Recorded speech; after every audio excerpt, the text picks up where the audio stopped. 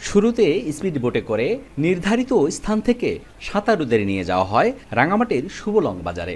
দক্ষিণ এশিয়ার সবচেয়ে বড় কৃত্রিম জলাধার কাপ্তাই হ্রদে একে একে ঝাঁপিয়ে পড়েন নারীসহ ৩০ সাঁতারু। শুরু হয় পানিতে এগিয়ে যাওয়ার প্রতিযোগিতা। প্রথমবারের মতো রাঙামাটিতে এমন প্রতিযোগিতার আয়োজন করে জেলা প্রশাসন।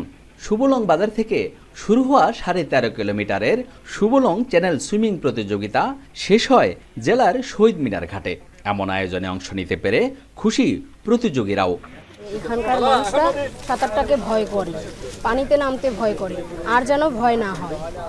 আমাকে দেখে যেন সবাই সাহস করে যেন তারাও নেক্সটে আমাদের সাথে সাঁতারে যুক্ত থাকে। মানুষের মাঝে যে এই কাপ্তাই সম্পর্কে এই কুসংস্কারটাকে দূর করা এবং সুইমিংকে পুরো দেশে ছড়িয়ে দেওয়া। সবার ভিতরে যে সাঁতার কাটলে অনেকে অকাল মৃত্যু হয় বা সাঁতার না জানার কারণে অনেকে মৃত্যু হয়, সেগুলো রোধ করার জন্য আমরা সারা বাংলাদেশে সাঁতারটাকে প্রমোট করতেছি।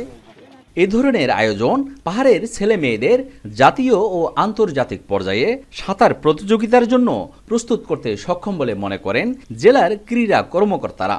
এরকম একটি আয়োজন যদি করা যায় তাহলে এই অঞ্চলের শিশুরা এবং অভিভাবকরাও তারা উদ্বুদ্ধ হবে, তাদের এই পানি ভীতিটাও দূর হবে। আমরাও আমাদের সাঁতারের বিভিন্ন ইভেন্ট আয়োজন করতে পারবো এবং শেষমেশ আমরা প্রতিভাবান ছেলে মেয়েদেরকে আমরা জাতীয় পর্যায়ে যাওয়ার একটা রাস্তা তৈরি করে দিতে পারবো।